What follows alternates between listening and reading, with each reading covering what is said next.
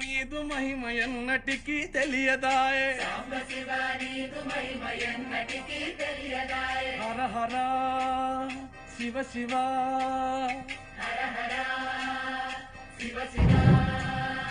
గంగా జలము తెచ్చి నీకు అభిషేకము చేతునంటే గంగా జలమున సేప కప్పల ఎంగిలంటున్నావు శంభో